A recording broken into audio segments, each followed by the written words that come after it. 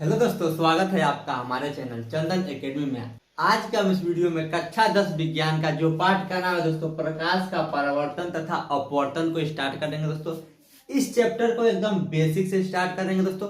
एक ही वीडियो में दोस्तों प्रकाश का परावर्तन, गोलीय दर्पण, अवतल दर्पण और दर्पण से रिलेटेड सारा टॉपिक को खत्म कर देंगे दोस्तों, और बहुत ही आसान भाषा में एकदम बेसिक से समझाएंगे। अगर आपने आज तक कुछ भी नहीं पढ़ा है तभी भी दोस्तों आपको बहुत ही आसान भाषा में समझा दिया जाएगा। अगर आप कक्षा 10 बोर्ड एग्जाम की तैयारी करना चाहते हैं तो इस वीडियो के अंत में आपको व्हाट्सएप नंबर मिल जाएगा। उस व्हाट्सएप नंबर पर एसएमएस जरूर करें कक्षा 10 बोर्ड एग्जाम की तैयारी के लिए। तो यह वीडियो दोस्तों बोर्ड एग्जाम के लिए बहुत इंपॉर्टेंट है। हम अभी बताएंगे दोस्तों कि प्रश्न कैसे पूछेगा और उसका उत्तर कैसे लिखेंगे। बहुत ही आसान भाषा में समझाएंगे दोस्तों। एक एक टॉपिक को अच्छे से समझते चलिए। सबसे पहले हम लोग समझेंगे दोस्तों प्रकाश का परावर्तन। प्रकाश क्या होता है आप लोग जानते होंगे, जैसे टार्च से निकलता है प्रकाश, सूर्य से प्रकाश आता है, उसको क्या कहते हैं प्रकाश। तो प्रकाश का परावर्तन क्या होता है समझिए दोस्तों। प्रकाश का परावर्तन किसे कहते हैं, जैसे जैसे आप मान लीजिए कि यह क्या है दोस्तों, शीशा है। तो शीशा को यहाँ पे रखा गया है, यानी जो यह चित्र बनाया गया है इसका मतलब क्या है, यह शीशा, कांच या शीशा लिखा गया है। तो इसको यहाँ पे ऐसे रख देंगे और यहाँ से दोस्तों टार्च, मान लीजिए यहाँ पे एक टार्च है, यहाँ पे ऐसे टार्च मारेंगे तो क्या होगा, प्रकाश ऐसे आएगा और यहाँ से टकराने के बाद प्रकाश क्या होगा, ऐसे चला जाएगा। तो इसी को क्या कहते हैं दोस्तों, प्रकाश का परावर्तन कहते हैं। ध्यान से समझिए दोस्तों। मान लीजिए यहाँ पे एक शीशा ऐसे रख देंगे, ठीक, और यहाँ से आप लोग टार्च मारेंगे तो प्रकाश ऐसे आएगा और शीशा पर ऐसे टकराने के बाद पुनः वापस चला जाता है। जैसे आप लोग घड़ी में देखे होंगे, घड़ी चमकता है तो घड़ी पर क्या होता है, सबसे पहले प्रकाश पड़ता है और प्रकाश पड़ने के बाद यह प्रकाश पुनः क्या होता है, जाकर चमकता है। तो उसी को कहते हैं प्रकाश का परावर्तन। बोर्ड एग्जाम में आपसे प्रश्न पूछेगा कि प्रकाश का परावर्तन किसे कहते हैं, तो उसका आंसर लिख दीजिएगा, जब प्रकाश किसी कांच से टकराता है। तो क्या दोस्तों, यह प्रकाश है, कांच से टकरा है, यहाँ पे क्या हुआ है, टकराता है, तो टकराने के बाद वापस लौट जाता है। यह क्या होगा, टकराने के बाद क्या होगा, प्रकाश इधर नहीं आता है, टकराने के बाद वापस ऐसे लौट जाता है, उसे प्रकाश का परावर्तन कहते हैं। ध्यान से समझिए दोस्तों। हम आपको बार बार इसलिए बता रहे हैं ताकि आपको रटना ना पड़े, याद हो जाए। प्रकाश का परावर्तन किसे कहते हैं कि जब प्रकाश किसी कांच, या क्या है दोस्तों, कांच या शीशा है, तो कांच से टकराता है तो टकराने के बाद पुनः वापस ऐसे लौट जाता है। ऐसा नहीं कि प्रकाश ऐसे नहीं आता है, वापस क्या होता है, लौट जाता है, उसे प्रकाश का परावर्तन कहते हैं। अब देखिए दोस्तों, बोर्ड एग्जाम में आपसे प्रश्न बहुत ज्यादा पूछा जा सकता है कि प्रकाश के परावर्तन का नियम बताइए। तो यहाँ पे लिखा है प्रकाश के परावर्तन के नियम। इसको जानने से पहले दोस्तों यहाँ पे कुछ टॉपिक आप अच्छे से समझ लीजिए। यहाँ पे क्या है दोस्तों, टार्च को बांधा जा रहा है तो प्रकाश किरण ऐसे आ रहा है। तो जो प्रकाश किरण आता है दोस्तों उसका हम नाम देते हैं आपतित किरण। यह कौन सा किरण है, प्रकाश जो चलता है उसको क्या कहते हैं, किरण कहते हैं। यहाँ से प्रकाश आ रहा है, नहीं, यह प्रकाश किरण आ रहा है तो इसको कौन सा किरण कहेंगे, जो आ रहा है उसे आपतित किरण। तो इसका नाम हो जाएगा आपतित किरण। तो देखिए दोस्तों, हम यहाँ पे लिख दिए आपतित किरण, इसका नाम क्या हो जाएगा, आपतित किरण। और जो प्रकाश किरण ऐसे टकराने के बाद जा रहा है उसको कहते हैं दोस्तों परावर्तित किरण। यह है आपतित किरण और यह है परावर्तित किरण। तो देखिए दोस्तों, यहाँ पे हम लिख दिए हैं परावर्तित किरण, यह है आपतित किरण और यह है परावर्तित किरण। अब देखिए दोस्तों, इसके बाद क्या करते हैं, यहाँ पे एक ऐसे सीधा लाइन खींचेंगे, यानी इस पे अभिलंब डालेंगे। इसका नाम क्या हो जाएगा दोस्तों, अभिलंब। अभिलंब का मतलब होगा यहाँ से एकदम सीधा, यानी यहाँ पे 90 अंश का कोण बनेगा, एकदम सीधा एक रेखा खींच देंगे। इसका नाम क्या हो जाएगा दोस्तों, अभिलंब। तो यहाँ पे हम लोग लिख देंगे अभिलंब। तो देखिए दोस्तों, यहाँ पे हम क्या लिख दिए, अभिलंब। यह है दोस्तों आपतित किरण और यह है परावर्तित किरण और यह क्या है दोस्तों, अभिलंब। इतना समझ में आ गया। तो देखिए दोस्तों, यहाँ पे लिखा है प्रकाश के परावर्तन के नियम। प्रकाश के परावर्तन के कितने नियम होता है, बोर्ड एग्जाम में आपसे प्रश्न पूछा जा सकता है कि प्रकाश का परावर्तन के कितने नियम होते हैं। तो प्रकाश के परावर्तन के 2 नियम होते हैं। पहला नियम क्या है दोस्तों, आपतित किरण, परावर्तित किरण तथा आपतन बिंदु पर खींचा गया अभिलंब तीनों एक ही तल में होते हैं। ध्यान से समझिए दोस्तों। सबसे पहले क्या कर रहा है, आपतित किरण। तो यह क्या है दोस्तों, आपतित किरण तथा परावर्तित किरण, और यह है दोस्तों परावर्तित किरण तथा आपतन बिंदु पर जो प्रकाश किरण आ रहा है इस बिंदु को क्या कहेंगे दोस्तों, आपतन बिंदु पर खींचा गया अभिलंब। यह क्या है दोस्तों, आपतन बिंदु पर खींचा गया अभिलंब तीनों एक तल में होते हैं। तीनों कहाँ पे होते हैं, एक तल में। एक तल का मतलब एक जगह मिलते हैं। क्या है, आपतित किरण भी यहाँ मिल रहा है, परावर्तित किरण भी यहाँ मिल रहा है और आपतन बिंदु पे खींचा गया अभिलंब तीनों क्या है, एक ही तल में है। क्या है दोस्तों, एक ही तल में है। तो यह प्रकाश का परावर्तन का पहला नियम हो गया कि आपतित किरण, परावर्तित किरण तथा आपतन बिंदु पर खींचा गया अभिलंब तीनों एक ही तल में होते हैं। अब देखिए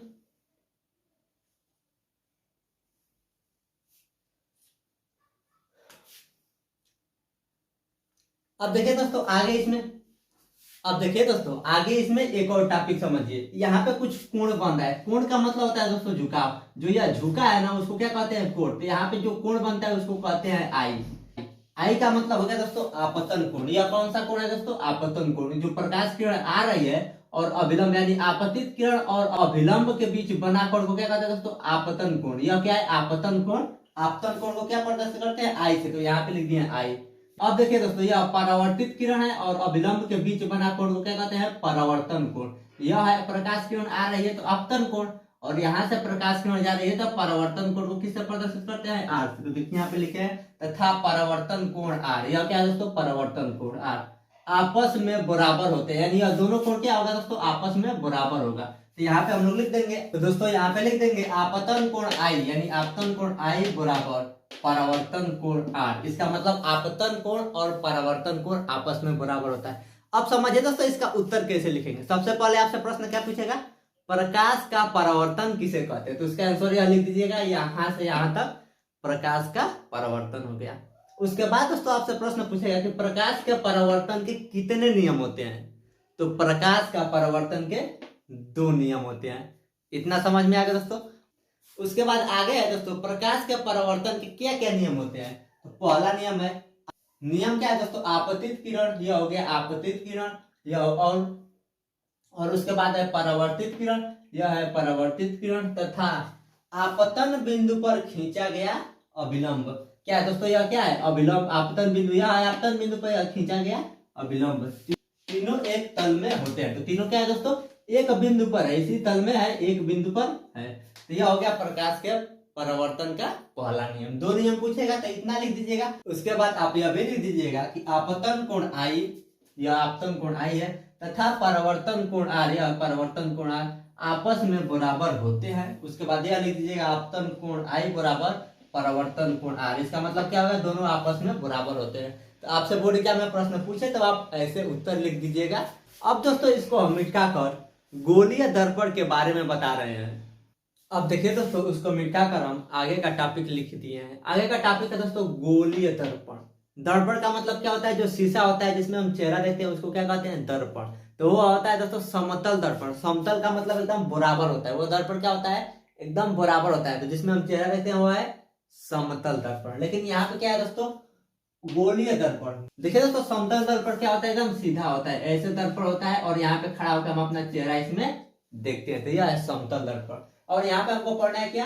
गोलीय दर्पण। तो गोलीय दर्पण क्या होता है? ऐसे थोड़ा सा टेढ़ होता है, यानी गोल टाइप का होता है। यही दर्पण को यहाँ पे बना दिया है और इसमें यहाँ से हम लोग खड़ा होकर चेहरा देखते हैं। तो यह क्या है दोस्तों? गोलीय दर्पण। तो यहाँ पे हमको क्या पढ़ना है? गोलीय दर्पण के बारे में पढ़ना है। तो बोर्ड एग्जाम में आपसे प्रश्न पूछेगा कि गोलीय दर्पण किसे कहते हैं? तो उसका आंसर क्या हो जाएगा दोस्तों? वह दर्पण जो गोलीय या बकरीय हो। बकरीय हो का मतलब, बकरीय का मतलब होता है टेढ़। क्या दोस्तों? बकरी हो यानी टेढ़ हो, उसे गोलीय दर्पण कहते हैं। क्या दोस्तों बोर्ड एग्जाम में आपसे प्रश्न क्या पूछेगा कि गोलीय दर्पण किसे कहते हैं? तो इसका आंसर हो जाएगा दोस्तों वह दर्पण जो गोलीय या बकरीय हो। बकरीय का मतलब दोस्तों टेढ़ है ना, सीधा नहीं है। बकरीय का मतलब टेढ़ हो, उसे गोलीय दर्पण कहते हैं। उसके बाद दोस्तों आगे आपसे बोर्ड एग्जाम में प्रश्न पूछेगा कि गोलीय दर्पण कितने प्रकार के होते हैं?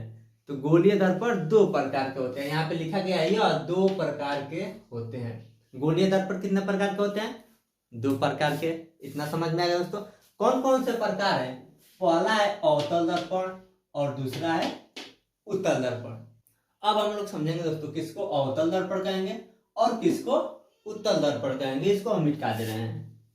ध्यान से समझिए दोस्तों, गोलीय दर्पण 2 प्रकार के हो सकते हैं। एक तो ऐसे टेढ़ा रहेगा और एक ऐसे टेढ़ा रहेगा। तो यह दोनों क्या है दोस्तों? दर्पण है। मान लीजिए जो शीशा है जिसमें हम चेहरा देखते हैं, और यह क्या है? बकरी है यानी गोल है। एक ऐसा है और एक ऐसा, 2 प्रकार से हो सकता है। तो देखिए इसमें अवतल दर्पण किसको कहते हैं? वह दर्पण जिसका परावर्तक पृष्ठ।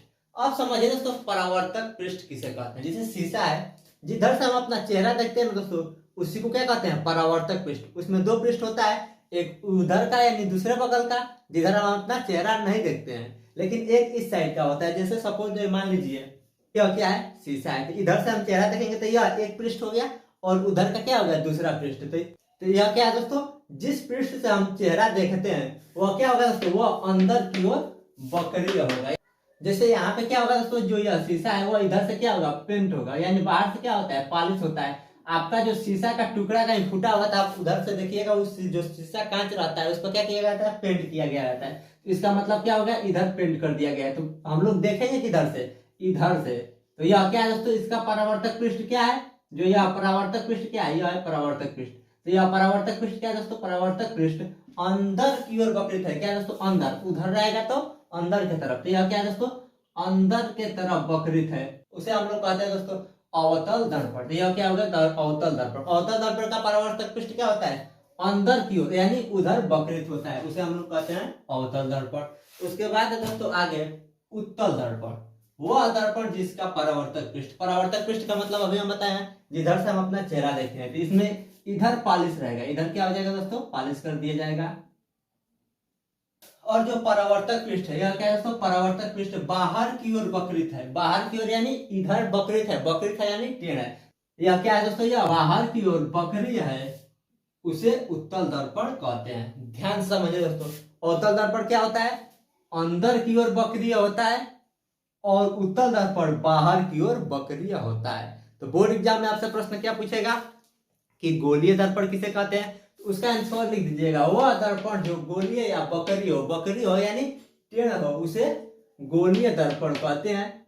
उसके बाद आगे आपसे बहुविकल्पी प्रश्न पूछ सकता है कि गोलीय दर्पण कितने प्रकार के होते हैं। तो गोलीय दर्पण 2 प्रकार के होते हैं। कौन कौन से होते हैं दोस्तों, अवतल दर्पण और उत्तल दर्पण। उसके बाद आगे आपसे प्रश्न पूछेगा कि अवतल दर्पण किसे कहते हैं या उत्तल दर्पण किसे कहते हैं। तो लिख दीजिएगा, वो दर्पण जिसका परावर्तक पृष्ठ, यह क्या है दोस्तों, जो ऐसे है वो है परावर्तक पृष्ठ अंदर की ओर बकरी हो, अंदर की ओर बकरी हो यानी अंदर की ओर टेढ़ हो, उसे अवतल दर्पण कहते हैं। ठीक, उसके बाद आगे प्रश्न में पूछेगा कि उत्तल दर्पण किसे कहते हैं। उसका आंसर हो जाएगा, वह दर्पण जिसका परावर्तक पृष्ठ बाहर की ओर वक्रित हो, बाहर की ओर वक्रीय होता है, उसे उत्तल दर्पण कहते हैं। इतना समझ में आ गया दोस्तों। अगर आपको थोड़ा थोड़ा भी समझ में आ रहा है तो बहुत अच्छी बात है। इस वीडियो को 2-3 बार देखिए, आपको अच्छे से समझ में आ जाएगा। और दोस्तों हम इसको मिटाकर आगे का टॉपिक लिखकर बता रहे हैं। तो देखिए दोस्तों, उसको मिटाकर हम आगे का टॉपिक लिख दिए हैं। यहाँ से देखिए दोस्तों, आपसे बोर्ड एग्जाम में प्रश्न कैसे पूछेगा।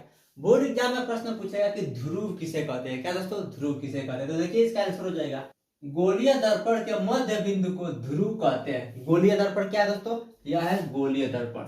और इसका मध्य बिंदु क्या होगा, मध्य का मतलब इसके बीच। तो मान लीजिए यहाँ पे एक बिंदु लेंगे, इसी के जो मध्य बिंदु होता है यानी इस बिंदु को क्या कहते हैं, ध्रुव कहते हैं। और इसको किससे प्रदर्शित करते हैं, पी से।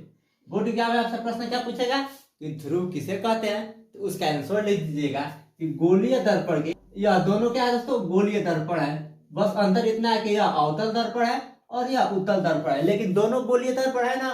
तो गोलीय दर्पण के मध्य बिंदु को ध्रुव कहते हैं, इसको पी से प्रदर्शित करते हैं। यहाँ पे हम लोग लिख देंगे ध्रुव। तो देखिए दोस्तों, यहाँ पे हम लिख भी दिए हैं, यह है अवतल दर्पण और यह है उत्तल दर्पण। और दर्पण के मध्य बिंदु को क्या कहते हैं, ध्रुव। तो यहाँ पे इसका भी मध्य बिंदु होगा, इसको पी लिखेंगे और इसको क्या कहते हैं, ध्रुव। यहाँ पे हम लोग लिख देंगे ध्रुव। फिर दोस्तों उसके बाद आगे आपसे प्रश्न पूछेगा कि वक्रता केंद्र किसे कहते हैं। क्या दोस्तों, बोर्ड एग्जाम में प्रश्न क्या पूछेगा कि वक्रता केंद्र किसे कहते हैं। तो इसका आंसर क्या हो जाएगा दोस्तों, गोलीय दर्पण जिस गोले का भाग होता है। अब इसका मतलब समझिए दोस्तों, मान लीजिए यह एक क्या है, गोलीय दर्पण है। तो यह एक ऐसे गोला टाइप का होगा ना, ऐसे गोला होगा, गोला को काट कर बनाया क्या है गोलीय दर्पण। तो ऐसे मान लीजिए गोला होगा, तो यह एक गोला का यानी जिस गोले का भाग होता है, तो यह इस गोले का भाग है। इस उसके केंद्र को, उसके केंद्र को वक्रता केंद्र कहते हैं। अब देखिए केंद्र का मतलब क्या होता है, जैसे मान लीजिए यह एक ऐसे गोला है, इसके एकदम बीच में एक बिंदु होगा, एकदम बीचों बीच, इसको क्या कहते हैं दोस्तों, केंद्र कहते हैं। तो इसी के केंद्र को क्या कहते हैं, वक्रता केंद्र कहते हैं। यानी गोलीय दर्पण, यह क्या है दोस्तों, गोलीय दर्पण है। जिस गोले का भाग होता है यानी यह इस प्रकार का एक गोला होगा, उसके केंद्र को, यानी इसके केंद्र का मतलब इसके एकदम बीच को क्या कहते हैं, वक्रता केंद्र कहते हैं। तो यहाँ पे हम लोग क्या लिखेंगे, वक्रता केंद्र। तो देखिए दोस्तों यहाँ पे लिख दिया वक्रता केंद्र। यह क्या है दोस्तों, वक्रता केंद्र। और इसको किससे प्रदर्शित करते हैं, सी से, यानी वक्रता केंद्र का प्रतीक क्या हो जाता है, सी। कोष्टक में लिख दिया है सी। वही काम फिर इस दर्पण में भी होगा। ये अभी मान लीजिए ऐसे एक गोला का भाग होगा, इसका केंद्र कहाँ पे होगा, बीचों बीच मान लीजिए यहाँ पे, इसको क्या कहेंगे, वक्रता केंद्र। तो देखिए यहाँ पे लिख दिया वक्रता केंद्र। यह क्या है दोस्तों, वक्रता केंद्र। वक्रता केंद्र को किससे प्रदर्शित करते हैं, सी से। ठीक, तो आपसे बोर्ड एग्जाम में प्रश्न पूछेगा कि वक्रता केंद्र किसे कहते हैं, तो आप इसको लिख दीजिएगा। उसके बाद आगे प्रश्न है दोस्तों, वक्रता त्रिज्या। बोर्ड एग्जाम में आपसे प्रश्न क्या पूछेगा कि वक्रता त्रिज्या किसे कहते हैं, तो उसका आंसर हो जाएगा दोस्तों दर्पण के ध्रुव। यह क्या है दोस्तों, दर्पण के ध्रुव बिंदु P तथा वक्रता केंद्र C। यह क्या है दोस्तों, वक्रता केंद्र C है, के बीच की दूरी को वक्रता त्रिज्या कहते हैं। वक्रता त्रिज्या किसे कहते हैं दोस्तों, दर्पण के ध्रुव या दर्पण के ध्रुव तथा वक्रता केंद्र या वक्रता केंद्र, इसके बीच की जो यह दूरी है उसको क्या कहते हैं दोस्तों, वक्रता त्रिज्या। तो यहाँ पे हम लोग क्या लिख देंगे, इसको क्या नाम दे देंगे, वक्रता त्रिज्या। देखिए यहाँ पे लिख दिया है वक्रता त्रिज्या। वक्रता त्रिज्या को किससे प्रदर्शित करते हैं दोस्तों, आर से। वक्रता त्रिज्या को किससे प्रदर्शित करते हैं, आर से। तो यहाँ पे हम लोग लिख देंगे आर, यानी यह है वक्रता त्रिज्या। यहाँ पे भी वही काम, यह दर्पण के ध्रुव तथा यह वक्रता केंद्र, इसके बीच की जो यह दूरी है यहाँ से यहाँ तक, इसको क्या कहेंगे दोस्तों, वक्रता त्रिज्या। तो यहाँ पे हम लिख दे रहे हैं वक्रता त्रिज्या। और वक्रता त्रिज्या को किससे प्रदर्शित करते हैं, आर से। इतना समझ में आ गया दोस्तों, ध्रुव किसे कहते हैं, वक्रता केंद्र और वक्रता त्रिज्या। आगे आपसे प्रश्न पूछेगा दोस्तों, मुख्य अक्ष किसे कहते हैं। यह सबसे इंपॉर्टेंट है, क्या, मुख्य अक्ष। मुख्य अक्ष किसे कहते हैं दोस्तों, दर्पण के ध्रुव। यह क्या है दोस्तों, दर्पण का ध्रुव, यह इसका ध्रुव और यह इसका ध्रुव तथा वक्रता केंद्र से होकर जाने वाली सीधी रेखा। यह क्या है दोस्तों, वक्रता केंद्र और इससे होकर जाने वाली सीधी रेखा को मुख्य अक्ष कहते हैं। अब देखिए मुख्य अक्ष किसे कहते हैं, यह है दर्पण के ध्रुव तथा वक्रता केंद्र, इससे होकर जाने वाली ऐसे एक सीधी रेखा होगी, इसको क्या कहेंगे, ऐसे सीधी रेखा को मुख्य अक्ष कहेंगे। तो यहाँ पे लिख देंगे मुख्य अक्ष। इसमें भी वही काम, दर्पण के ध्रुव तथा वक्रता केंद्र से होकर जाने वाली ऐसी सीधी रेखा को हम लोग क्या कहेंगे, मुख्य अक्ष। तो यहाँ पे लिख देंगे मुख्य अक्ष। ध्यान से समझिए दोस्तों, हम एक बार और आपको समझा रहे हैं। हम दोस्तों बार बार आपको इसलिए समझा रहे हैं ताकि सारा टॉपिक यहाँ पे क्लियर हो जाए, सारा टॉपिक याद हो जाए, रटना ना पड़े। सबसे पहले क्या है दोस्तों, ध्रुव। तो गोलीय दर्पण के मध्य बिंदु को ध्रुव कहते हैं। यहाँ से यहाँ तक क्या है दोस्तों, गोलीय दर्पण है, और यह भी क्या है, गोलीय दर्पण है। अंतर दोस्तों इन दोनों में केवल इतना है कि यह अवतल दर्पण है और यह उत्तल दर्पण है। ठीक, और इसका मध्य बिंदु क्या हुआ, इसका मध्य का मतलब इसके एकदम बीच का एक बिंदु, यहाँ पे बीच का बिंदु होगा, इसको क्या कहते हैं, ध्रुव कहते हैं, और इसको पी से प्रदर्शित करते हैं। फिर उसके बाद आगे दोस्तों, वक्रता केंद्र किसे कहते हैं। बोर्ड एग्जाम में आपसे प्रश्न क्या पूछेगा कि वक्रता केंद्र किसे कहते हैं, तो उसका आंसर हो जाएगा गोलीय दर्पण जिस गोले का भाग होता है। मान लीजिए गोलीय दर्पण ऐसे एक गोले का भाग होगा, तो ये गोला है यह, तो इसका एक बीच बिंदु होगा, इसको बीचों बीच एक बिंदु होगा, उसी बिंदु को क्या कहते हैं, वक्रता केंद्र कहते हैं, और इसको सी से प्रदर्शित करते हैं। तो यहाँ पे लिख दिया गया है वक्रता केंद्र और सी। उसके बाद दोस्तों आगे प्रश्न पूछेगा कि वक्रता त्रिज्या किसे कहते हैं, तो उसका आंसर हो जाएगा दोस्तों दर्पण के ध्रुव।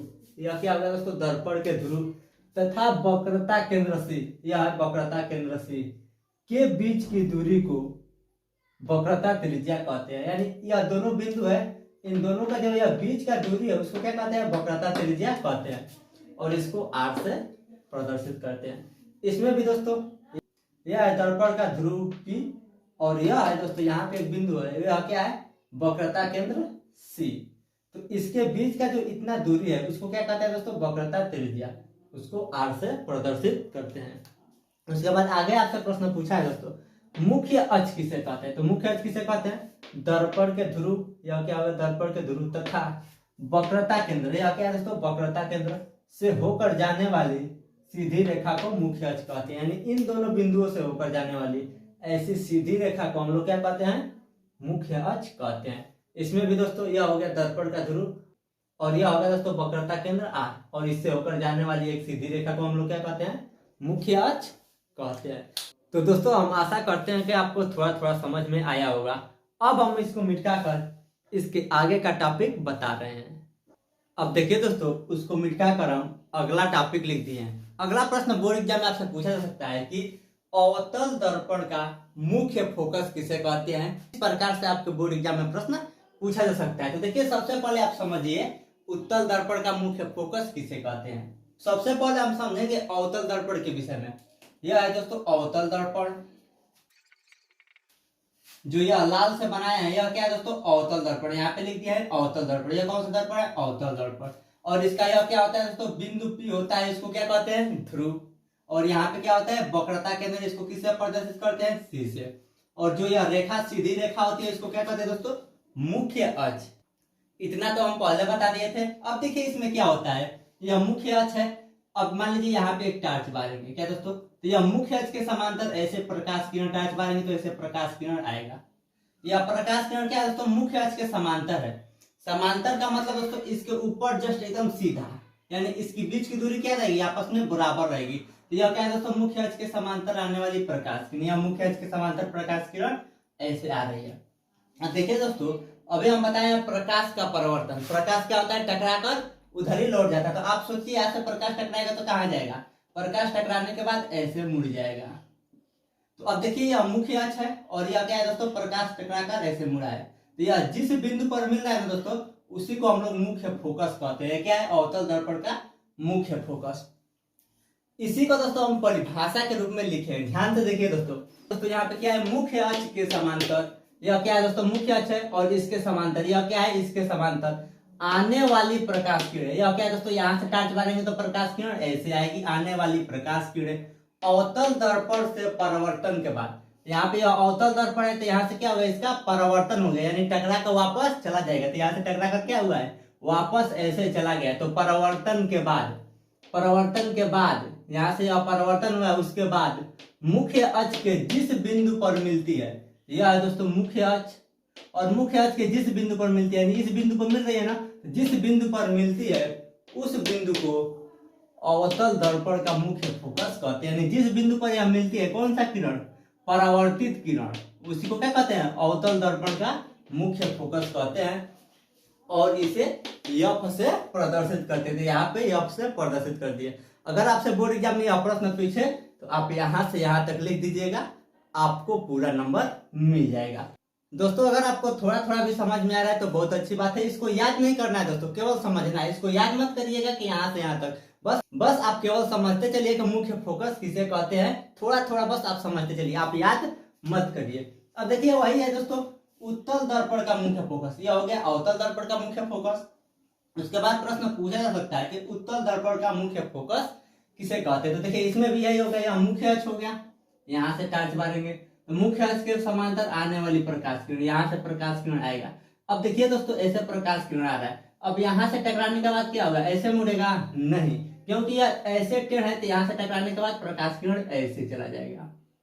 यह प्रकाश किरण आ रहा है और ऐसे। अब देखिए दोस्तों यह मुख्य अक्ष के किसी बिंदु पर मिल ही नहीं रहा है, इसका मुख्य फोकस कहाँ होगा, ध्यान समझिए। अगर आप यहाँ से देखेंगे तो क्या प्रतीत होगा कि यह प्रकाश किरण ऐसे सीधे आ रही है। प्रतीत क्या होगा कि यह प्रकाश किरण ऐसे आ रही है। तो जिस बिंदु से आती हुई प्रतीत होती है, वास्तव में तो प्रकाश किरण यहाँ से जाकर यहाँ से मुड़ गई है, लेकिन जब आप यहाँ से अगर देखेंगे तो आपको क्या प्रतीत होगा कि यह इस बिंदु से आती हुई प्रतीत होती है, क्योंकि प्रकाश किरण क्या चलता है, सीधा चलता है। तो आपको क्या प्रतीत होगा कि इस बिंदु से आती हुई प्रतीत होती है। तो जिस बिंदु से आती हुई प्रतीत होती है उसी को क्या कहते हैं दोस्तों, मुख्य फोकस कहते हैं। इसको यफ से प्रदर्शित करते हैं। देखिए दोस्तों इसी को यहाँ पे परिभाषा के रूप में लिख दिया है, मुख्य अक्ष के समांतर आने वाली प्रकाश किरण। यह क्या है दोस्तों, मुख्य अक्ष के समांतर है ना, इसके समांतर है, यह मुख्य अक्ष, इसके समांतर आने वाली प्रकाश किरण। प्रकाश किरण यहाँ पे आ रही है, इस प्रकार परावर्तित होती है। यह प्रकाश किरण यहाँ क्या हो गई, परावर्तित हो गई है, इधर चली गई है। इस प्रकार क्या दोस्तों, इस प्रकार परावर्तित होती है कि मुख्य अक्ष के एक बिंदु से आती हुई प्रतीत होती है। यह किस प्रकार परावर्तित होती है, यह इस प्रकार परावर्तित होती है कि यह मुख्य अक्ष के एक बिंदु से आती हुई प्रतीत होती है। उस बिंदु को उत्तल दर्पण का मुख्य फोकस कहते हैं। इसका मतलब दोस्तों जिस बिंदु से आती हुई प्रतीत होती है उस बिंदु को क्या कहते हैं दोस्तों, मुख्य फोकस कहते हैं, और इसको यफ से प्रदर्शित करते हैं। तो यह हो गया दोस्तों अवतल दर्पण का मुख्य फोकस और उत्तल दर्पण का मुख्य फोकस। ध्यान से समझिए दोस्तों, एक बार और हम बहुत ही आसान भाषा में समझा रहे हैं, ध्यान समझिए। यह हो गया दोस्तों अवतल दर्पण और यह हो गया मुख्य अक्ष। तो मुख्य अक्ष के समांतर आने वाली प्रकाश किरणें परावर्तन के बाद मुख्य अक्ष के जिस बिंदु पर मिलती है, यानी इसी बिंदु पर मिल रही है ना, उसको क्या कहते हैं दोस्तों, अवतल दर्पण का मुख्य फोकस। किसको कहते हैं, अवतल दर्पण का मुख्य फोकस। ठीक, अब वही बात आ गई उत्तल दर्पण में। तो मुख्य अक्ष के समांतर आने वाली प्रकाश किरणें क्या दोस्तों, मुख्य अक्ष के समांतर आने वाली प्रकाश किरणें इस प्रकार परावर्तित होती है। या तो इधर परावर्तित हो जाएगी, लेकिन इस प्रकार परावर्तित होती है कि मुख्य अक्ष के एक बिंदु से आते हुए प्रतीत होती है। यहाँ से देखने पर क्या प्रतीत होती है कि मुख्य अक्ष के एक बिंदु से आ रही है। तो जिस बिंदु से आती हुई प्रतीत होती है उसको क्या कहते हैं दोस्तों, उत्तल दर्पण का मुख्य फोकस कहते हैं। अब दोस्तों हम इसको मिटाकर इसके आगे का टॉपिक लिखकर आपको समझा रहे हैं। अब देखिए दोस्तों, उसको मिटाकर हम आगे का टॉपिक लिख दिए हैं। यह टॉपिक दोस्तों बोर्ड एग्जाम के लिए बहुत इंपॉर्टेंट है, क्योंकि इस टॉपिक से बोर्ड एग्जाम में प्रश्न ज्यादा पूछा जाता है। टॉपिक है दोस्तों फोकस दूरी। बोर्ड एग्जाम में आपसे प्रश्न पूछेगा कि फोकस दूरी किसे कहते हैं। तो देखिए दोस्तों, फोकस दूरी किसे कहते हैं, दर्पण के ध्रुव P, यह क्या है दोस्तों, दर्पण के ध्रुव P तथा मुख्य फोकस F, यह क्या है दोस्तों, मुख्य फोकस F के बीच की दूरी को फोकस दूरी छोटा लेटर F कहते हैं। यानी जो यह मुख्य फोकस है और यह ध्रुव, इसके बीच की दूरी को क्या कहते हैं, फोकस दूरी कहते हैं। और इसको किससे प्रदर्शित करते हैं, F से, यानी छोटा लेटर वाला F से प्रदर्शित करते हैं। यहाँ से यहाँ तक दूरी क्या कहलाएगी, फोकस दूरी, और इसको छोटा लेटर वाला F से प्रदर्शित करते हैं। दोस्तों फोकस दूरी का एक और परिभाषा होता है, फोकस दूरी वक्रता त्रिज्या की आधी होती है। अब इसका मतलब समझिए, आधी का मतलब अथवा, यहाँ से यहाँ तक क्या है दोस्तों, वक्रता त्रिज्या R, यहाँ पे लिखे हैं R, यह क्या है, यहाँ से यहाँ तक वक्रता त्रिज्या R है। तो दोस्तों जो यह फोकस दूरी होती है वो वक्रता त्रिज्या की R की क्या होती है, आधी होती है। इसका मतलब देखिए फोकस दूरी F बराबर सूत्र हो जाएगा वक्रता त्रिज्या, वक्रता त्रिज्या को किससे प्रदर्शित करते हैं, 2 से, अब बट्टे 2, 2 का मतलब होता है आधा। कोई भी चीज है दोस्तों अगर उसको 2 भागों में बांटना है यानी आधा करना है तो क्या करेंगे, 2 से भाग दे देंगे, तो वह क्या निकल जाएगा दोस्तों, फोकस दूरी। तो दोस्तों फोकस दूरी बराबर सूत्र हो जाएगा वक्रता त्रिज्या R बट्टे 2। यहाँ पे लिख दिया फोकस दूरी F बराबर वक्रता त्रिज्या R बट्टे 2। तो यह सूत्र बहुत इंपोर्टेंट है दोस्तों, F बराबर R बट्टे 2। F क्या है दोस्तों, फोकस दूरी है, और R क्या है, वक्रता त्रिज्या है, और बट्टे में 2 है। तो यह हो गया दोस्तों फोकस दूरी, जो बोर्ड एग्जाम के लिए बहुत इंपॉर्टेंट था। अब हम दोस्तों इसको मिटाकर इसके आगे का टॉपिक आपको बता रहे हैं। अब देखिए दोस्तों, उसको मिटाकर अगला टॉपिक लिख दिया। अगला टॉपिक दोस्तों गोलीय दर्पण का महत्व बिंदु। इसको दोस्तों याद नहीं करना है, इसको केवल समझना है। आपके बोर्ड एग्जाम से यहाँ से प्रश्न नहीं पूछेगा, लेकिन जब तक आप यह नहीं समझेंगे तब तक इसके आगे का टॉपिक नहीं समझ में आएगा। सबसे पहला महत्वपूर्ण टॉपिक है दोस्तों जो मुख्य अक्ष है, या क्या है दोस्तों, मुख्य अक्ष। तो मुख्य अक्ष के समांतर आने वाला प्रकाश किरण, अभी हम बताएं दोस्तों जो प्रकाश किरण मुख्य अक्ष के समांतर होता है वो क्या होता है, मुख्य फोकस से होकर जाता है। यह पहला गुण है कि मुख्य अक्ष के समांतर आने वाला प्रकाश किरण यहाँ से परावर्तन के बाद मुख्य फोकस से होकर जाता है। यह कौन सा दर्पण है दोस्तों, अवतल दर्पण। तो दोस्तों आपको इतना समझ में आ गया कि मुख्य अक्ष के समांतर प्रकाश किरण आएगा तो मुख्य फोकस से होकर चला जाएगा। यह पहला क्या है, महत्वपूर्ण बिंदु है जिसको जानना बहुत जरूरी है।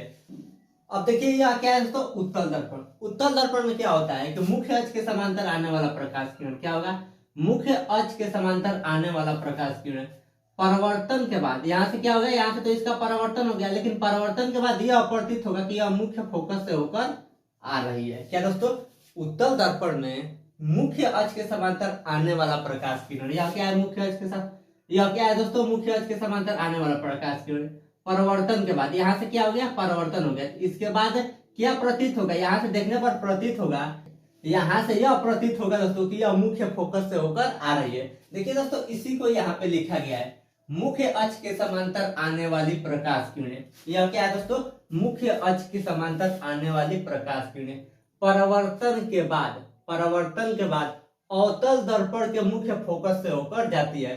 यह क्या है दोस्तों, अवतल दर्पण, अवतल दर्पण के मुख्य फोकस से होकर जाती है, ठीक, तथा उत्तल दर्पण के मुख्य फोकस से आती हुई प्रतीत होती है। क्या दोस्तों, जो मुख्य अक्ष के समांतर आने वाला प्रकाश किरण है वह उत्तल दर्पण की, क्या दोस्तों, उत्तल दर्पण के मुख्य फोकस से आती हुई प्रतीत होती है। यह परावर्तन किरण है, यहाँ से क्या प्रतीत होगा कि यह मुख्य फोकस से होकर आ, यह पहला महत्वपूर्ण बिंदु है दोस्तों। इसको आपको अच्छे से समझना पड़ेगा कि जब मुख्य अक्ष के समांतर आएगी तो मुख्य फोकस से होकर जाएगी, बस आपको इतना समझना है। अब देखिए दोस्तों, उसको मिटा कर हम आगे का 2 महत्वपूर्ण बिंदु लिख दिए हैं। दूसरा महत्वपूर्ण बिंदु है दोस्तों कि यह वक्रता केंद्र है। तो कोई प्रकाश किरण टार्च ऐसे बारेंगे तो जो वक्रता केंद्र से होकर जाएगी, ऐसे वक्रता केंद्र से होकर जाने वाली प्रकाश किरण पुनः उसी पथ पर वापस लौट जाती है। जैसे प्रकाश किरण यहाँ पे आएगी और यहाँ से परावर्तन के बाद ऐसे इसी पथ पे चला जाएगा, ऐसे प्रकाश किरण आएगा फिर चला जाएगा, यानी वक्रता केंद्र से होकर आएगा तो वक्रता केंद्र से होकर ही चला जाएगा। यह हो गया अवतल दर्पण में। और देखिए उत्तल दर्पण में क्या होगा, उत्तल दर्पण में वक्रता केंद्र की ओर आती हुई प्रतीत होने वाली प्रकाश किरण, यह प्रकाश किरण क्या प्रतीत होगी कि यह वक्रता केंद्र से होकर आ रही है। तो यह भी प्रकाश किरण दोस्तों उसी पथ पर वापस लौट जाएगी। अब देखिए इसी को यहाँ पे लिखे हैं, अवतल दर्पण के वक्रता केंद्र से होकर जाने वाली प्रकाश किरण परावर्तन के बाद उसी पथ पर, उसी पथ यानी जिस रास्ते से आएगा उसी रास्ते से वापस लौट जाता है। ठीक, उसके बाद देखिए दोस्तों, तथा उत्तल दर्पण के वक्रता केंद्र की ओर, यह क्या है दोस्तों, उत्तल दर्पण के वक्रता केंद्र की ओर आती हुई प्रतीत होने वाली प्रकाश किरण।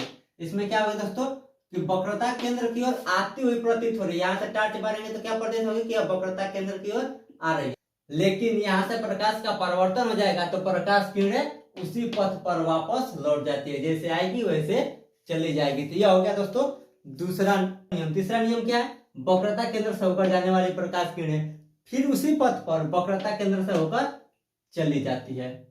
अब देखिए दोस्तों, चौथा और लास्टवा महत्वपूर्ण बिंदु क्या है, यह है दोस्तों कि जो यह बिंदु P है, तो यह मुख्य अक्ष है, मुख्य अक्ष से तिरछा ऐसे प्रकाश किरण बिंदु P पर आएगी तो तिरछा ऐसे परावर्तन होकर चली जाएगी, ऐसे प्रकाश किरण आएगी ऐसे परावर्तन होकर चली जाएगी। इसमें भी दोस्तों उत्तल दर्पण में भी प्रकाश किरण ऐसे तिरछा आएगी बिंदु P पे तो तिरछा ही परावर्तित होकर चली जाएगी। यह तीर का मतलब है दोस्तों, अगर तीर ऐसे बनेंगे तो प्रकाश किरण ऐसे आ रही है और यहाँ से ऐसे चली जा रही है। तो वही चीज यहाँ पे लिखा है, अवतल दर्पण तथा उत्तल दर्पण, अवतल दर्पण और उत्तल दर्पण दोनों के बिंदु P, क्या दोस्तों यह बिंदु P है, इसका यह बिंदु P है, की ओर मुख्य अक्ष के तिर्यक, मुख्य अक्ष के तिर्यक यानी तिरछा दिशा में आने वाली प्रकाश किरण, यह क्या है दोस्तों, तिरछा दिशा में आने वाली प्रकाश किरण तिर्यक दिशा में ही परावर्तित हो जाती है। तिरछा आएगा तो तिरछा चला जाएगा। तो यह हो गया दोस्तों 4 महत्वपूर्ण बिंदु। ध्यान से समझिए दोस्तों, हम 4 महत्वपूर्ण बिंदु क्या बताए हैं। पहला महत्वपूर्ण बिंदु था दोस्तों कि मुख्य अक्ष के समांतर आने वाली प्रकाश किरण मुख्य फोकस से होकर चला जाएगा। ठीक, दूसरा महत्वपूर्ण बिंदु था दोस्तों कि यह वक्रता केंद्र है तो वक्रता केंद्र से होकर जाने वाली प्रकाश किरण परावर्तन के बाद उसी पथ पर वापस लौट जाएगा, यह था दोस्तों। और तीसरा महत्वपूर्ण बिंदु था दोस्तों कि तिर्यक दिशा में बिंदु P पर आने वाली प्रकाश किरण परावर्तन के बाद तिर्यक दिशा में ही परावर्तित हो जाएगी। तो यह हो गया दोस्तों महत्वपूर्ण बिंदु जिसका आगे बहुत यूज है। अब दोस्तों हम इसको मिटा कर बताएंगे कि प्रतिबिंब कैसे बनता है, प्रतिबिंब किसे कहते हैं या प्रतिबिंब क्या होता है। प्रतिबिंब के बारे में हम सारे टॉपिक को आपको अच्छे से समझाएंगे बहुत ही आसान भाषा में। अब देखिए दोस्तों, उसको मिटा कर हम आगे का टॉपिक लिख दिए हैं। आगे का टॉपिक है दोस्तों प्रतिबिंब। तो सबसे पहले हम समझेंगे प्रतिबिंब किसे कहते हैं। जैसे हम क्या है, एक वस्तु या बिंब, हमको मान लीजिए कोई वस्तु है तो वो शीशा में जो अंदर हमारा चित्र बन रहा है उसको क्या कहते हैं दोस्तों, प्रतिबिंब कहते हैं। और हम क्या कहलाएंगे, बिंब, और जो शीशा के अंदर बनेगा उसको कहेंगे प्रतिबिंब। वो हमारा क्या बन रहा है, प्रतिबिंब बन रहा है। तो दोस्तों हम प्रतिबिंब के बारे में ही बताएंगे। अब देखिए दोस्तों, ध्यान से केवल इसको समझिए, यह सब भूलिए, आप केवल इसको समझिए। यह क्या है दोस्तों, अवतल दर्पण है, और यह क्या है दोस्तों, बिंदु P ध्रुव है, और यह मुख्य फोकस है, और यह वक्रता केंद्र है। तो देखिए दोस्तों, यहाँ पे पहला टॉपिक है अवतल दर्पण से प्रतिबिंब का बनना, यानी अवतल दर्पण से प्रतिबिंब कैसे बनता है। तो पहला कंडीशन, जब वस्तु या बिंब अनंत पर हो, मान लीजिए यह दर्पण है और इससे बहुत दूर, अनंत का मतलब होता है दोस्तों बहुत दूर, एक क्या रखा गया है, वस्तु रखा गया है या कोई व्यक्ति खड़ा है, कहाँ पे, बहुत दूर, यहाँ पे मान लीजिए है, और यह क्या है दोस्तों, दर्पण है, और इसमें क्या बनाना है हमको, प्रतिबिंब। तो प्रतिबिंब कैसे बनेगा, ध्यान से समझिए दोस्तों। यहाँ से 2 प्रकाश किरण जाएगा, एक प्रकाश किरण मान लीजिए ऐसे आ रहा है, तो यह मुख्य अक्ष के क्या है, समांतर है। जब प्रकाश किरण बहुत दूर से आएगी तो वह क्या होगी दोस्तों, मुख्य अक्ष के समांतर हो जाएगी। तो दोस्तों जब मुख्य अक्ष के समांतर आने वाली प्रकाश किरण यहाँ से परावर्तन के बाद मुख्य फोकस से होकर चली जाती है। फिर दोस्तों दूसरी प्रकाश किरण इधर से आएगी, या ऊपर से या नीचे से। दोस्तों या ऊपर से आए या नीचे से कोई फर्क नहीं पड़ेगा, केवल जब बहुत दूर से आएगी तो वह मुख्य अक्ष के समांतर हो जाएगी, तो यहाँ से परावर्तन के बाद मुख्य फोकस से होकर चली जाएगी। तो अब समझिए दोस्तों कि प्रतिबिंब कहाँ बनता है। तो जहां पे दोनों प्रकाश किरणें मिलती है वहीं पे प्रतिबिंब बनता है। यह एक प्रकाश किरण है और यह एक प्रकाश किरण, दोनों आपस में कहाँ पे मिल रही है, यहाँ पे नहीं दोस्तों, यह तो बाद में ना मिल रही है, पहले कहाँ पे मिल रही है, यहाँ पे। तो प्रतिबिंब कहाँ बनता है, जहां दोनों प्रकाश किरणें मिलती है। देखिए वही यहाँ पे लिखा है, गोलीय दर्पण से प्रकाश का परावर्तन के बाद प्रकाश जहां मिलता है प्रतिबिंब वही बनता है। तो प्रकाश के परावर्तन के बाद दोनों प्रकाश किरणें कहाँ पे मिल रही है, यहाँ पे। तो प्रतिबिंब कहाँ पे बनेगा, यहीं पे। इतना समझ में आ गया ना दोस्तों कि प्रतिबिंब कहाँ बनेगा, यहाँ पे। तो यह क्या है दोस्तों, मुख्य फोकस पर। प्रतिबिंब कहाँ बनेगा, मुख्य फोकस पर। तो यहाँ पे लिखा है प्रतिबिंब की स्थिति। प्रतिबिंब का स्थिति का मतलब प्रतिबिंब कहाँ पे बनेगा, तो प्रतिबिंब कहाँ पे बनेगा दोस्तों, मुख्य फोकस पर। तो यहाँ पे लिख देंगे इसकी स्थिति में मुख्य फोकस पर। प्रतिबिंब की स्थिति क्या हो जाएगा दोस्तों, मुख्य फोकस पर, यानी प्रतिबिंब कहाँ बन रहा है, तो मुख्य फोकस पर। उसके बाद दोस्तों प्रतिबिंब का साइज, यानी प्रतिबिंब का साइज क्या है, देखिए एकदम छोटा सा है, एकदम बिंदु के समान है। तो प्रतिबिंब का साइज क्या है दोस्तों, बहुत छोटा है, इतना छोटा है ना, एकदम बिंदु का समान। तो प्रतिबिंब का साइज बहुत छोटा। उसके बाद तीसरा टॉपिक है दोस्तों प्रतिबिंब का प्रकृति। प्रतिबिंब का प्रकृति क्या है, उल्टा है या सीधा। तो यह क्या बनेगा दोस्तों, सीधा। तो देखिए दोस्तों हम यहाँ पे लिखते हैं सीधा। दोस्तों यह टॉपिक बोर्ड एग्जाम के लिए बहुत इंपॉर्टेंट है। अगर आपको नहीं समझ में आ रहा तो एक बार और बता रहे, क्योंकि इसको बार बार समझना बहुत जरूरी है। सबसे पहले हमको क्या करना है दोस्तों कि जो यह अवतल दर्पण है इसमें हमको प्रतिबिंब के बनने के बारे में बताना है। तो प्रतिबिंब किसका बनाना है, मान लीजिए कोई वस्तु बहुत दूर रखा है, जैसे शीशा है, उसमें किसको देखना है, जो वस्तु बहुत दूर यानी अनंत पर रखा हो। बिंब या वस्तु दोनों एक ही चीज है। हम अभी आपको बताया जो शीशा में बनता है वो हम क्या कहलाएंगे, बिंब कहलाएंगे या वस्तु, और जो उसके अंदर बनेगा उसको क्या कहेंगे, प्रतिबिंब। तो यही इसमें प्रतिबिंब को बनाना है। तो बहुत दूर से प्रकाश किरणें आएंगी तो मुख्य अक्ष के समांतर आएगी। तो अभी इसके पहले हम आपको बताए थे कि मुख्य अक्ष के समांतर आने वाली प्रकाश किरण मुख्य फोकस से होकर जाती है। तो यह दोनों प्रकाश किरणें कहाँ पे मिल रही है, मुख्य फोकस पे।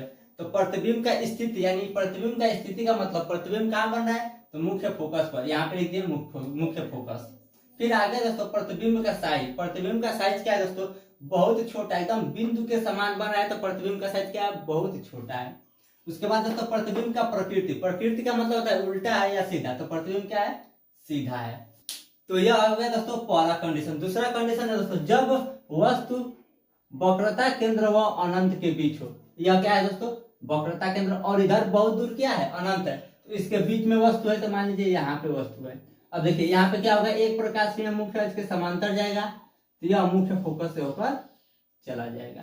तो एक प्रकाश किरण हो गया। हमको क्या बताना होता है, दो प्रकाश किरण भेजना होता है। एक प्रकाश किरण क्या करेंगे, ऐसे तिरछा बिंदु P पर भेजेंगे। तो जब प्रकाश किरण बिंदु P पर जाता है तो वह तिर्यक ही परावर्तित हो जाता है, यानी ऐसे हो जाएगा। तो प्रकाश किरण कहाँ पे मिल रहा है, यहाँ पे। तो प्रतिबिंब कहाँ पे बनेगा, यहाँ पे। तो अब देखिए इसका स्थिति क्या हो जाएगा, इसका स्थिति क्या है दोस्तों, वक्रता केंद्र और मुख्य फोकस के बीच में बन रहा है ना। तो इसका स्थिति C और F के बीच में। तो यहाँ पे लिख देंगे,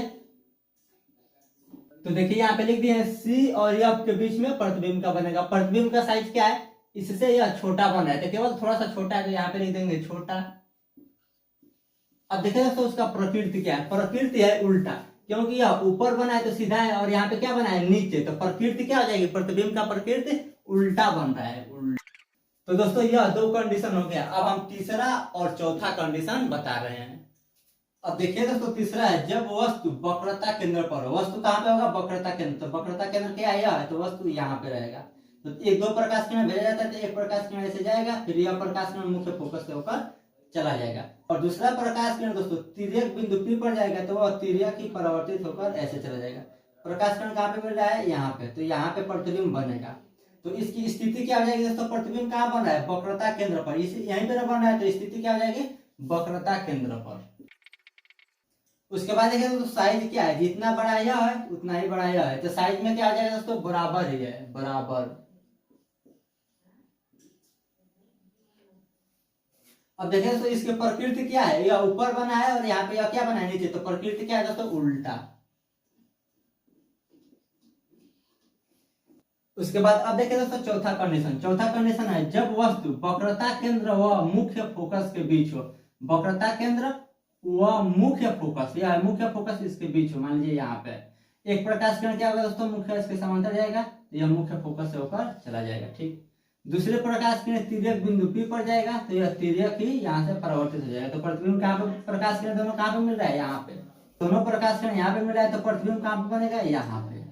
तो अब देखिए इसका स्थिति क्या हो जाएगी दोस्तों, इसका स्थिति हो जाएगी यह है दोस्तों वक्रता केंद्र और इधर क्या है दोस्तों अनंत। तो दोस्तों वक्रता केंद्र और अनंत के बीच स्थिति क्या है दोस्तों, C यानी वक्रता केंद्र और अनंत के बीच। तो यहाँ पे लिख देंगे C तथा अनंत के बीच।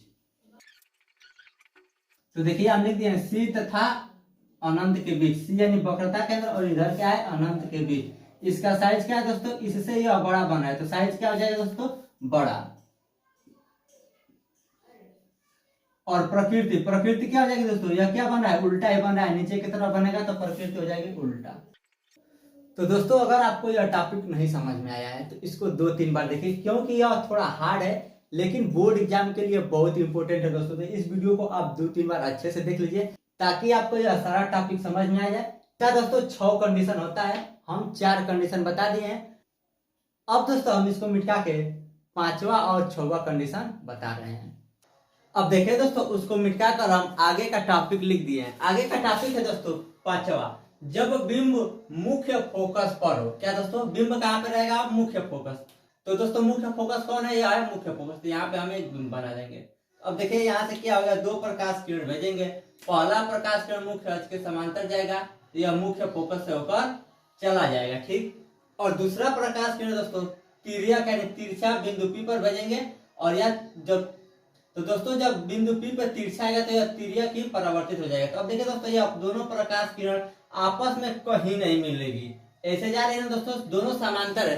तो समांतर है दोस्तों, ये देखिए प्रकाश किरण अगर इधर बढ़ाएंगे तो कहीं नहीं मिलेगी और इसको भी इधर बढ़ाएंगे तो कहीं नहीं मिलेगी। तो यह दोनों प्रकाश किरण कहीं नहीं मिलेगी तो हम लोग मान लेंगे कि दोस्तों कि यह प्रकाश किरण कहाँ पे मिलेगी, अनंत पे मिलेगी। अनंत यानी बहुत दूर पे हम मान लेंगे, रियल में प्रकाश किरण मिलेगी नहीं। तो इसको क्या मान लेंगे दोस्तों कि यह प्रकाश किरण अनंत पर मिलेगी।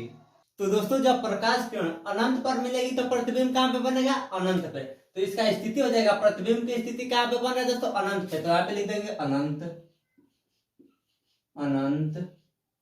उसके बाद दोस्तों साइज क्या होगा, देखिए जैसे जैसे इधर बढ़ा है वैसे वैसे बड़ा होता जा रहा है। तो जब बहुत दूर जाएगा तो बहुत बड़ा बनेगा। साइज क्या होगा दोस्तों, बहुत बड़ा। यहाँ पे लिखेंगे बहुत बड़ा। तो यहाँ पे लिख दिया बहुत बड़ा, क्योंकि दोस्तों जैसे जैसे इधर दूर आता जाएगा वैसे वैसे क्या बढ़ेगा साइज, वैसे वैसे प्रतिबिंब का साइज बढ़ता जाएगा। तो बहुत दूर बनेगा अनंत पे तो बहुत बड़ा बनेगा। और दोस्तों इसका प्रकृति क्या होगी, यह कहीं बनेगा तो उल्टा ही बनेगा। तो प्रकृति क्या हो जाएगी दोस्तों, उल्टा। तो यह हो गया दोस्तों 5वां। अब देखिए 6वां, 6 नंबर क्या है, जब बिंब फोकस हो यानी यह फोकस है वह ध्रुव P के बीच हो, यानी यह फोकस और ध्रुव P के बीच है, यहाँ पे रहेगा बिंब। तब क्या होगा, एक प्रकाश किरण मुख्य अक्ष के समांतर जाएगा तो यह मुख्य फोकस से होकर चला जाएगा। अब देखिए दोस्तों दूसरा प्रकाश किरण बिंदु P पर आएगा, तो बिंदु P पर आएगा तो तिर्यक परावर्तित होगा। बिंदु P पर आएगा तो यह तिर्यक यानी तिरछा ही परावर्तित हो जाएगा। अब देखिए यह दोनों प्रकाश किरण इधर फैलते हुए जा रही है। जब प्रकाश किरण फैल रही है तो ये आपस में तो कभी मिलेगी नहीं, अनंत पे भी नहीं मिलेगी। लेकिन ध्यान समझिए, अगर इसको अगर डैश डैश करके इधर दर्शाए तो दोनों प्रकाश किरण कहाँ पे मिल जा रही है, यहाँ पे मिल जा रही है। तो प्रतिबिंब कहाँ पे बन जाएगा दोस्तों, इसको ऐसे यहाँ तक आगे बढ़ा देंगे और इसका प्रतिबिंब कहाँ पे बनेगा, यहाँ पे। क्योंकि प्रकाश किरण इधर तो कहीं नहीं मिलेगी, यहाँ पे तो प्रकाश किरण समांतर थी तो अनंत पे मिल जाती है। लेकिन यहाँ पे प्रकाश किरण क्या है, फैल रही है। तो फैल रही है तो पीछे क्या होगी, मिल जाएगी। तो प्रतिबिंब कहाँ पे बनेगा, यहाँ पे। तो उसका स्थिति क्या हो जाएगा दोस्तों, दर्पण के पीछे। यह तो सब दर्पण के आगे बन रहा था लेकिन यहाँ पे क्या होगा दोस्तों, दर्पण के पीछे। तो स्थिति लिखेंगे दर्पण के पीछे। तो यहाँ पे हम लोग लिख दिए हैं दर्पण के पीछे। दर्पण के क्या बन रहा है, पीछे। और इसका साइज क्या है दोस्तों, इससे बड़ा है। तो साइज में क्या हो जाएगा, बड़ा। यहाँ पे लिख देंगे बड़ा। और इसका प्रकृति, प्रकृति क्या हो जाएगी दोस्तों, इसका देखिए प्रकृति में एक और आता है, काल्पनिक बनेगा का वास्तविक। देखिए इधर सभी प्रकाश किरणें आपस में वास्तव में मिल रही थी तो यहाँ पे क्या था, सभी प्रतिबिंब वास्तविक बना था। यानी इससे पहले हम जितना प्रतिबिंब बनाए हैं वह सब वास्तविक था। लेकिन यहाँ पे क्या हुआ, केवल कल्पना किया गया है कि प्रकाश किरण इधर मिलेगी। तो यह क्या है दोस्तों, इसकी प्रकृति काल्पनिक हो जाएगी क्योंकि यहाँ पे काल्पनिक किया जाएगा, तो प्रकृति हो जाएगी काल्पनिक। तो यहाँ पे हम लोग लिख दिए काल्पनिक यानी केवल कल्पना किया गया है। और यह उल्टा बन रहा है कि सीधा, यहाँ पे सीधा बन रहा है क्योंकि यह भी ऊपर है और यह भी ऊपर है, तो यह क्या हो जाएगा, सीधा हो जाएगा। काल्पनिक है और सीधा है। और बाकी सब दोस्तों इधर हम 5 बताए हैं, इसमें क्या था, सारा वास्तविक था और क्या था, उल्टा था। लेकिन यह क्या है, 6 नंबर काल्पनिक है और सीधा है। तो यह हो गया दोस्तों अवतल दर्पण द्वारा प्रतिबिंब का बनने का 6 कंडीशन। यह दोस्तों बोर्ड एग्जाम के लिए बहुत इंपॉर्टेंट है। अब देखिए उत्तल दर्पण द्वारा प्रतिबिंब का बनना, वो था अवतल दर्पण, अब यह है उत्तल दर्पण। उत्तल दर्पण में प्रतिबिंब केवल 2 स्थिति में बनता है। पहला है दोस्तों जब बिंब अनंत पर हो, क्या दोस्तों, अनंत पर यानी बहुत दूर है। तो मान लीजिए हम यहाँ पे प्रतिबिंब बना रहे हैं, तो एक प्रकाश किरण ऐसे जाएगा। अब देखिए दोस्तों उत्तल दर्पण में प्रकाश किरण ऐसे जाता है तो परावर्तित होकर ऐसे चला जाता है, लेकिन यहाँ से क्या प्रतीत होता है कि यह मुख्य फोकस से होकर आ रही है। फिर दोस्तों दूसरा प्रकाश किरण ऐसे आएगा मुख्य अक्ष के समांतर, तो यह भी ऐसे परावर्तित हो जाएगा, लेकिन यहाँ से देखने पर क्या प्रतीत होगा कि यह मुख्य फोकस से होकर आ रही है। तो दोनों प्रकाश किरण इधर तो कहीं मिलेगी नहीं क्योंकि फैलते जा रही है। तो कल्पना किया जा रहा है कि प्रकाश किरण कहाँ पे मिलेगी, यहाँ पे। तो कहाँ पे बनेगी दोस्तों, मुख्य फोकस पे। तो प्रतिबिंब का स्थिति क्या हो जाएगा दोस्तों, मुख्य फोकस पर। क्या किया गया है, केवल कल्पना किया गया है, तो यहाँ पे लिखेंगे फोकस पर। तो इसका स्थिति क्या बना दी है, मुख्य फोकस पर यानी फोकस पर। और इसका साइज क्या है दोस्तों, देखिए बहुत छोटा, एकदम बिंदु के समान। तो साइज क्या हो जाएगा, बहुत छोटा, बहुत छोटा। अब देखिए दोस्तों इसका प्रकृति क्या होगी दोस्तों, प्रकाश किरण तो वास्तव में फैल रही है, मिल नहीं रही है, लेकिन कल्पना किया गया कि प्रकाश किरण क्या है, यहाँ पे मिलेगी। तो यह क्या है दोस्तों, इसका प्रकृति काल्पनिक हो जाएगा।